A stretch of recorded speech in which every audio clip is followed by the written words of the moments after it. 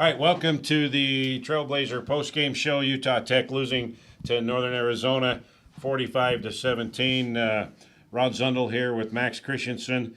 So, Max, Utah Tech needed to sustain drives a little bit better. They needed to get some first downs. They did a little bit better, but just not enough. Too many 3-and-outs. Yeah, the offense was a little bit more efficient tonight. They were able to move the ball up and down a little bit more, get some first downs. But as you said, not enough. You look at the stats, you look at what happened on the field. You have to be able to now have some conversions, kick some field goals, score some touchdowns. You can't have as many 3-and-outs. And Andy Day, the punter, was on the field a lot again tonight. Utah Tech needed to find some way to stop the run. Again, another 300-yard plus rushing game for this Northern Arizona team against the Trailblazer defense. It'll be a little bit of an adjustment for this Trailblazer team. I don't know what kind of adjustment they need to make up front. If it's adding more defensive linemen to the front, walking up more linebackers, pushing everyone towards the line of scrimmage to make a little bit of a difference, but something's got to change in this scheme a little bit. All right, time now for our Burt Brothers Doing It Better Player of the Game. Burt Brothers now doing it better in St. George. Let's go with Reggie Graff, the local kid out of Dixie High School. 12 carries, 58 yards. He was the leading rusher, and he threw his first career touchdown pass tonight. He was 9 of 17 for 100 yards and a touchdown. So Reggie Graff is our Burt Brothers Doing It Better Player of the Game. I think he's making a challenge for the starting spot. And I think Reggie had to have taken the most snaps at quarterback tonight out of anybody on the Utah Tech, in the Utah Tech quarterback room.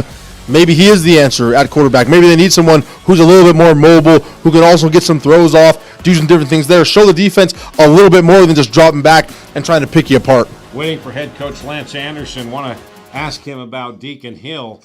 He started the game 3 of 6.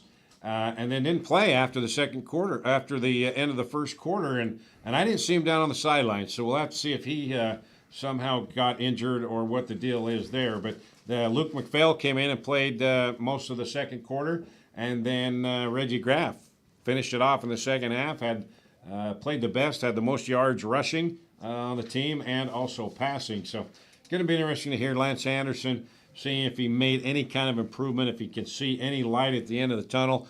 Because right now, it's soul-searching time. It is. Because this is the game where after 2 tough opponents, 2 nationally ranked teams pretty much, you come back here and at home and you wanted to get well. So we're going to take a break. We'll have head coach Lance Anderson join us when we come back.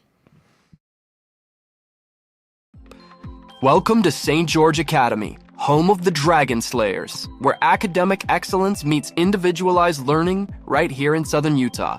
At St. George Academy, we believe in challenging our students with rigorous curriculum, preparing them for a demanding college experience and beyond. And it's all tuition-free. Our unique Pathway University program offers accelerated courses, allowing students to earn college credits in high school. Experience the St. George Academy difference, schedule your tour today, and join us on your educational journey. Yesco is a proud partner of Trailblazer Sports Vision and Utah Tech Athletics. Yesco specializes in manufacture of custom electric signs and displays. From the smallest to the largest, Yesco can design, manufacture, install, and maintain an identification package that is tailored to your specific needs. Yesco has been serving Utah businesses for well over 100 years with quality signage and exceptional service. To see how Yesco can serve you, go to yesco.com. Craving something sweet but healthy? Come to Berries and Cream, the original spot for fresh berries in our delicious sweet cream. Locally owned and operated right here in St. George. We offer a cold, refreshing treat that's perfect for the southern Utah climate. Fresh fruit has never tasted so good. Berries and Cream, the original taste of St. George. All right, back here, the Trailblazer postgame show. Rod Zundel joined now with Trailblazer head football coach Lance Anderson. Just your initial thoughts here as you come up and after you talk to your guys in the locker room. You know, again, it just shows that we are a long ways away from where we need to be. There are a lot of things in this program that need to change and need to be done better. There are a lot of obstacles that we need to overcome that are going to be difficult to do soon. But I think there were some encouraging things too. I think some guys stepped up. Reggie Graff provided a spark for us. Quincy LeJay had some physical tackles. Again, I think there are things to build on, but we've got to do things much better than where we are right now. True Tanner got his first touchdown reception. Reggie Graff got his first touchdown pass in their careers, and he also had 100 yards passing and nearly 60 yards rushing. So he did show some life, and they allowed the offensive line gave him some space to run. Yeah, Reggie really did. I truly believe he did provide a spark for us. Does a great job running the football. Also is getting much more consistent as a passer, and provided a definite big spark for us tonight. And he's our Burt Brothers doing a better player of the game, rightfully so. Deacon Hill started the game, went 3 for 6. Then it was in street clothes. What's his situation? Got banged up a little? So don't know yet. He was ruled out early in the game, and hopefully we'll find out tomorrow or early this week. What his status will be going forward. If Deacon Hill can still go at it as normal, is Reggie Graff, is he challenged and deserve enough more time? Again, we'll look at the film and evaluate everything, see who's healthy, see how things go in practice. But, Reggie's played in every game. There's been a package for him, and I think he's definitely shown that he has earned that and deserves that opportunity.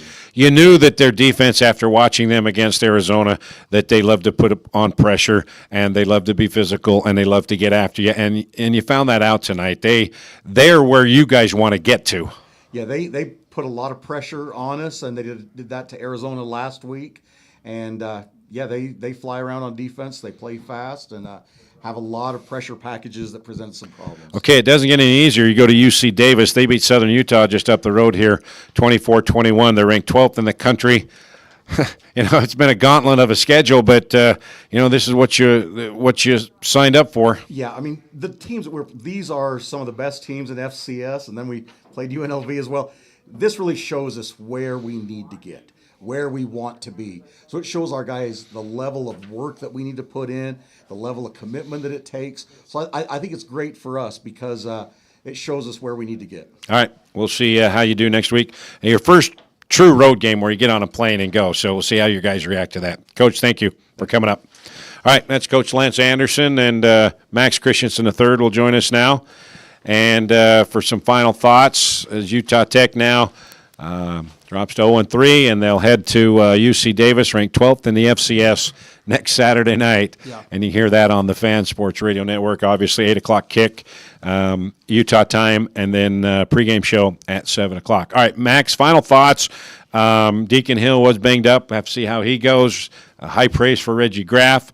And also Quincy LeJay, which we called his name in the second half. So, and he said there's some soul searching going on. He's got to find ways to play better and figure this out. So, he knows what the task at hand is, and it's not going to get any easier by going to UC Davis next Saturday. Yeah, he's a very experienced coach, has a lot of knowledge under his belt. He knows what the problems are. He knows what needs to get fixed. As we've talked about multiple times, the biggest thing is who is their answer at quarterback, and how do you stop the run? Those are the two biggest issues that they need to solve currently, the most immediate ones they have to solve. And as you said, it's hard to solve those puzzles when you're playing nationally ranked opponents week after week after week. Yeah, and when you're banged up, again, you don't want to make any excuses, but Fotu and Polu, the two main linebackers, they're out. Yeah. Your main receiver, Annie Fala'i, went out in the first game. I mean, and then you're missing your two defensive guys that had off-season surgery. I mean, there's all sorts of excuses, but every team has them, and this just kind of goes to say, well, is this team deep enough? Is that got to be better recruiting? Obviously, the transfer portal. All sorts of excuses, but when it comes right down to it, it's what you got and what you give and how you do it. Got to make the best of any situation that you put in. And they're in a really tough situation right now. And as he very well articulated, there's a lot of things that need to be fixed from the top down. And who knows if they have enough time to fix them because of each opponent that keeps rolling through. Yeah. But you got to make do with what you got. And what they got is what they have. I don't think any of the coaching staff's going to get any sleep tonight. I think they're going to be looking at the tape and diagramming everything and trying to solve this and trying to break into the win column and no better time than next week, right? Absolutely. The next opponent against a nationally ranked team. All right, Max, thank you. It was a pleasure again. Big thanks to our Utah Tech students, Kelsa, Zoe, and Ben. They did a great job. And we'll see you again next Saturday, 8 o'clock kick, 7 o'clock pregame show here on Trailblazer Sports Vision and the Fan Sports Network. And don't forget about the Lance Anderson Coaches Show Tuesday night, 6 o'clock here on the Fan and Trailblazer Sports Vision. Okay, that'll do it here from high atop Greater Zion Stadium. I'm Rod Zundel along with Max Christensen and our entire crew. The final score, Northern Arizona 45 and Utah Tech 17. Have a great rest of your night, everybody. Good night.